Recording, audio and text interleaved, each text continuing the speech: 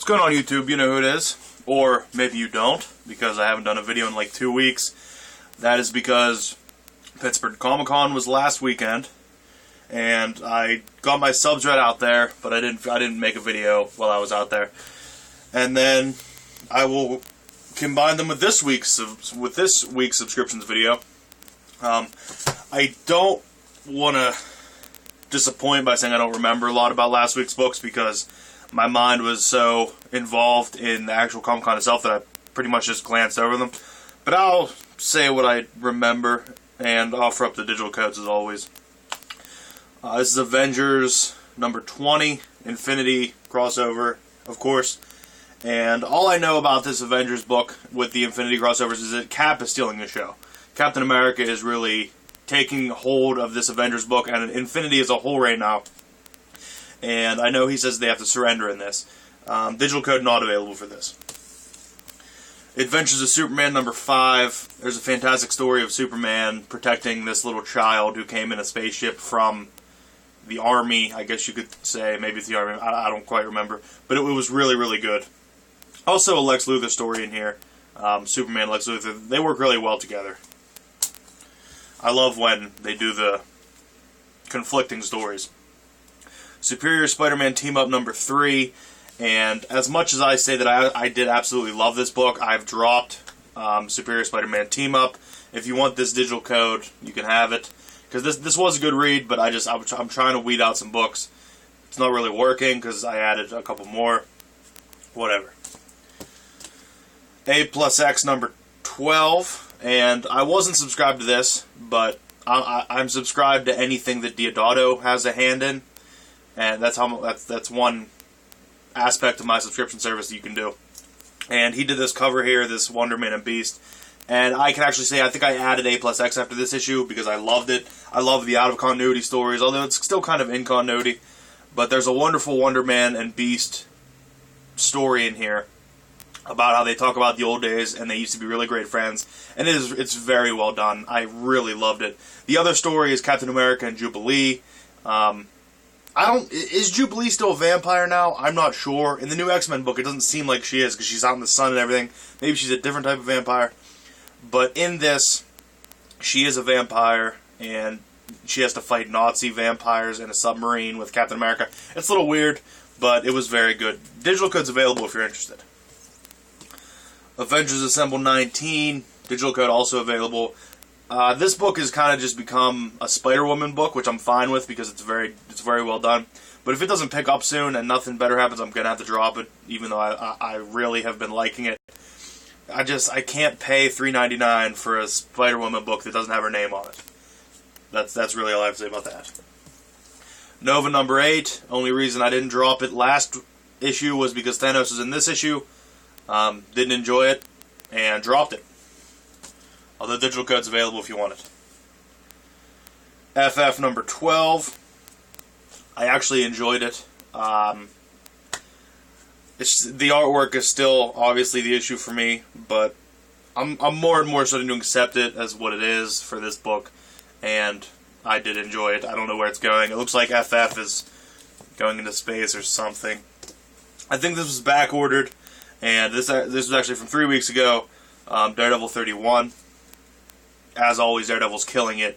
It's incredible how good of a job that Mark Waid's actually doing on this book, and the art is incredible as well.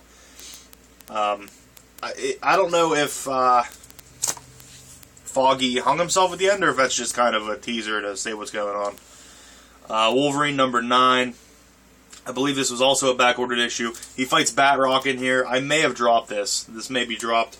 Digital code is available if you want it. Very last issue of Gambit, and I'll have to say 17 issues, it was a decent run. I actually did enjoy it. I enjoyed this last issue where he becomes the leader of the Thieves Guild. I would say spoilers, but obviously no one was reading this except for me anyway, and that's how it ends. Young Avengers number 10. I guess Young Loki is in cahoots. I used it again. I'm going to start using cahoots in every one of my videos.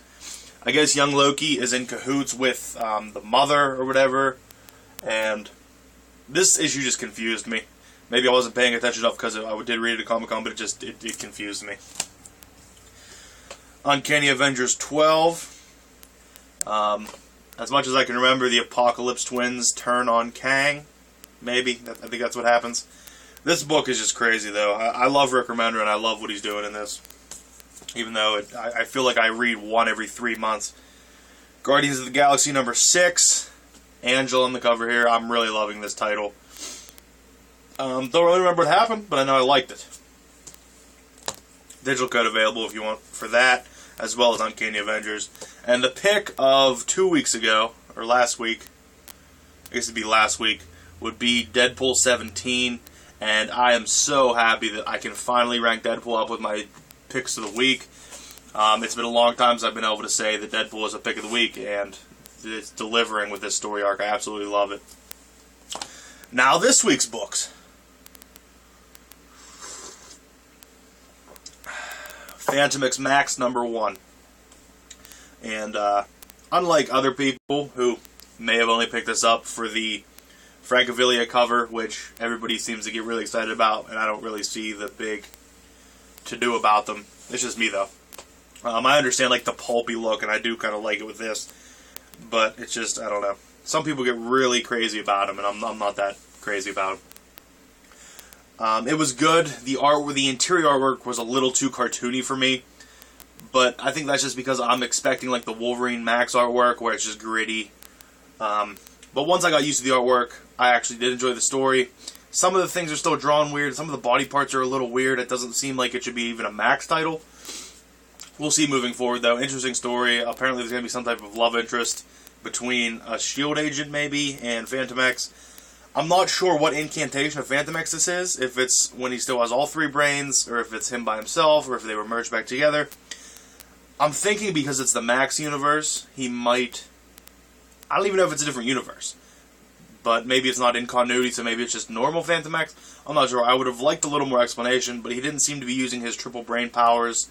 I don't know. I did enjoy it, though, because Phantom X is one of my favorite characters. And when I found out he had his own Max title, even if it's only a mini, I believe, I'm still going to hop on it.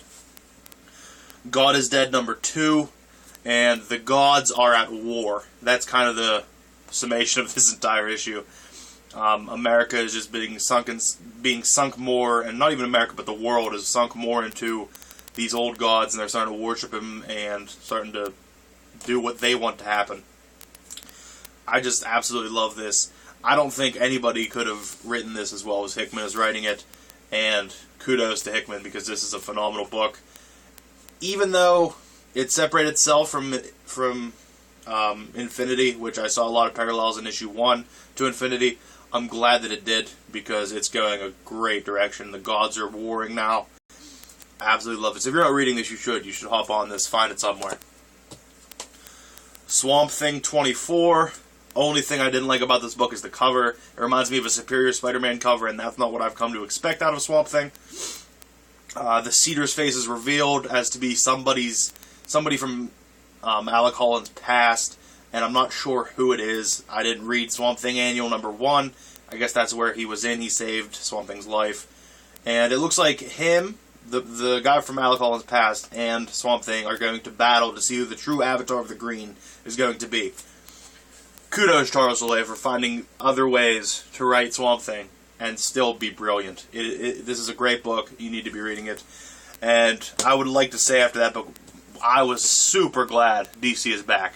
Because I didn't read any... Well, I read a few, but I missed my DC books. I will definitely say that. I never thought I'd say that because I've always been a Marvel guy, but I definitely missed my DC books. All New X-Men 17. There's another version of the X-Men now from the future. They're the good team. This is just getting so convoluted, I don't know what's going on. It's cool to see these characters. It's cool to see different versions of the X-Men in the future, but I don't know what's going on. Colossus has a handlebar mustache. It's just a ridiculous, ridiculous thing. And, I mean, what would we expect out of Bendis, though, than to write something that doesn't make sense and there probably won't be a payoff? That being said, though, I'm enjoying it somehow. I'm enjoying some versions of it, certain pages, but as a whole, I have no idea what's going on, but I enjoy each individual issue. Digital code available for that if you're interested. Superior Foes of Spider-Man number 4. Boomerang was kicked off the team. Boomerang's back in the team now. There's some great pop culture references in here. He talks about Orange is the New Black, which is the new Netflix original series. Talks about when Boomerang saves him from the prison or the jail van. It's his total Heisenberg moment. If you're a Breaking Bad fan, that's incredible. This book, all in all, is just a great fun read. But the thing is about this book, there's so much dialogue and there's so much to read, but you don't get bored. Other books I read and there's so much dialogue and I get bored. This one, not. Straight through, I could read this book forever. I'm super happy about this book. And I'm even more happy that it's only $2.99. Although I hope people are reading it, because I don't want it to go away. Green Arrow 24, another DC book. I'm super happy to be back. Still not entirely sure what's going on, because I just hopped in a couple issues ago, and I'm not familiar with what happened in the previous 20 issues or whatever. But Count Vertigo is a man in this. If anything, this week was about me falling in love with new villains. And I read the Count Vertigo Point book, the Point 1 or whatever, Green Arrow Point 1, and I love his backstory. I loved him in this, how he just comes to Seattle and demands things. Although he gets beaten fairly badly and probably won't be back, I actually love Count Vertigo in this title. And I'm interested to see how Green Arrow gets back his ability to shoot his bow. I did enjoy this a lot, though. As always, the art is phenomenal. All New X-Men Special number 1. And this is called The Arms of the Octopus, part 1 of 3.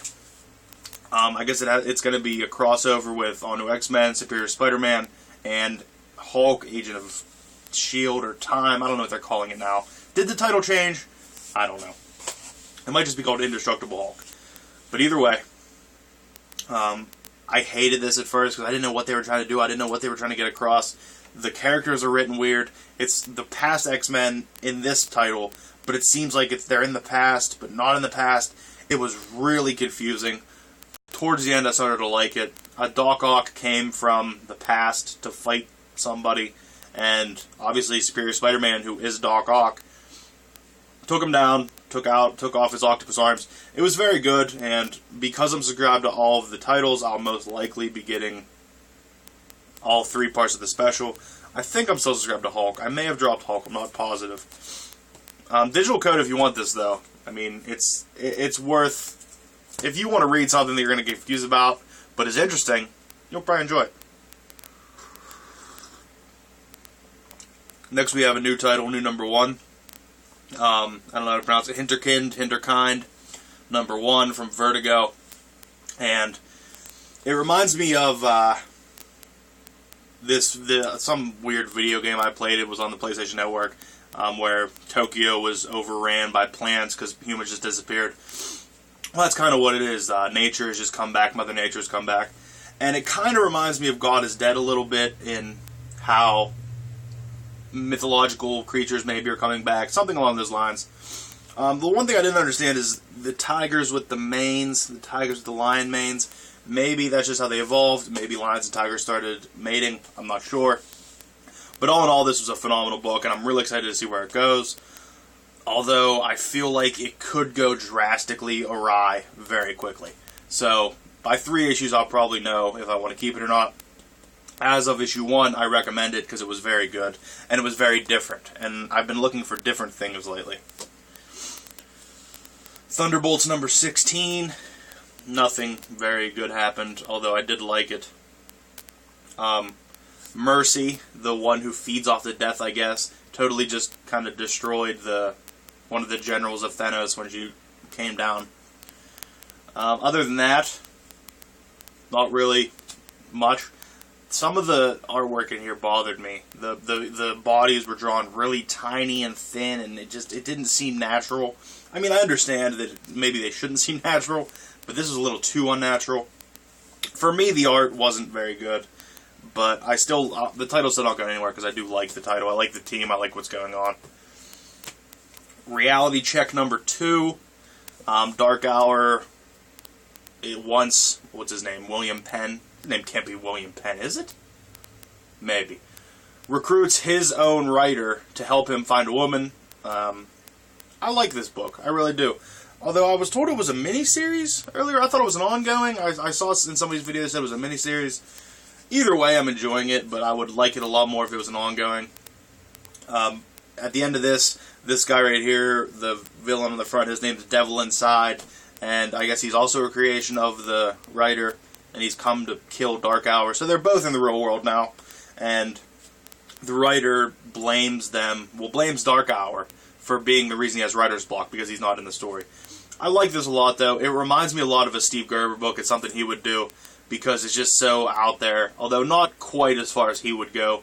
There would be some type of crazy hallucinations involved with it, but I really did love it. I really like Reality Check, and it's definitely not going off my pool.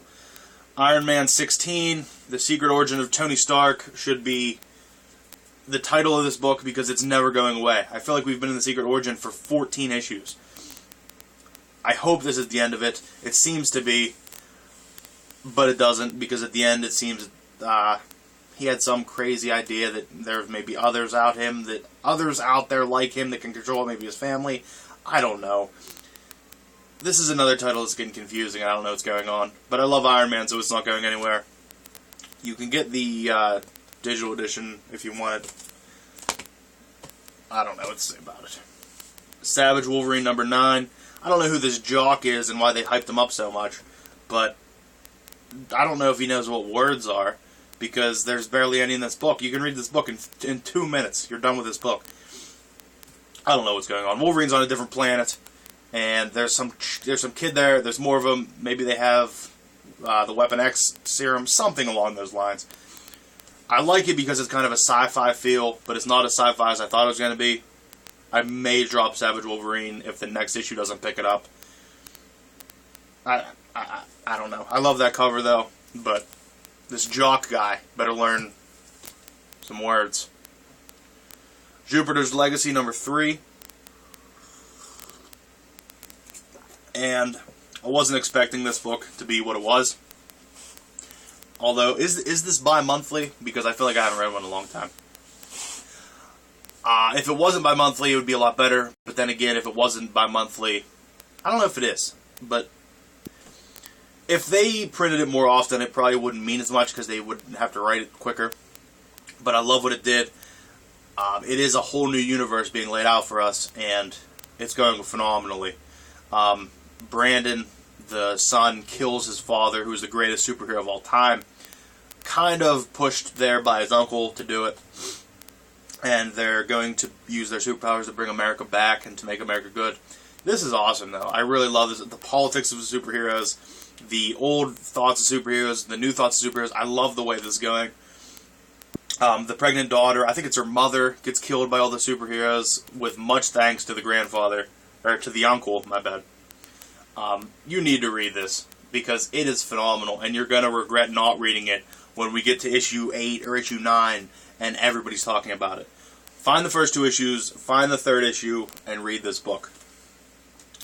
And my pick of the week, which I'm super excited about, and was so super excited to read, because I missed Superman for a month. Action Comics number 24. War continues with the Psycho Pirate. He has destroyed Hector Hammond. He has destroyed the Hive Queen. And he is able to get into Superman's head. What a crazy, crazy thing. He's always had the blocks up there, but Psycho Pirate can go in there and he can break them down by going into his memories and destroying his memories. I love this villain. I love the Psycho Pirate. The Medusa mask he has on is less mythological, he says, and more practical. It blocks him from other telepaths, and it empowers his more. It amplifies his powers. Superman fighting against the kind of psionic snakes is an incredible couple pages. And right at the end, right when Psycho Pirate's about to just completely destroy Superman's entire consciousness and destroy and take all of his psi abilities, it looks like Lois Lane is a superhero now. And she's like kind of pure energy, maybe, it looks like. Something along those lines. I guess she was one of the 20, or one of the 20, I don't know. I don't know what happened to her. Something along the lines of Brainiac, I don't know. But it's She Saved Superman, which is a complete switch up from anything we've seen ever. And I love it. I love this book. I love Psycho Pirate. He is he is maybe my favorite current, or my favorite new villain, I guess you could say. As far as I know, he's new. If he existed before, I don't know how, because he's one of the 20, that's where he got his powers. Either way, I love this. They go back through Superman's memories. It is absolutely incredible. Read Action Comics. Okay, 2 weeks of subscriptions, and I will have a monster Pittsburgh Comic-Con haul video up later today, if not tomorrow. I have about a long box and maybe a short box and a half, and then some awesome finds that I've been looking for a while, and other ones that just caught my eye. I may tell some stories about Comic-Con while I do it. It will be a long video, though, just to warn you in advance. But I'm glad I'm back, and thank you guys for watching, and as always, have a great day.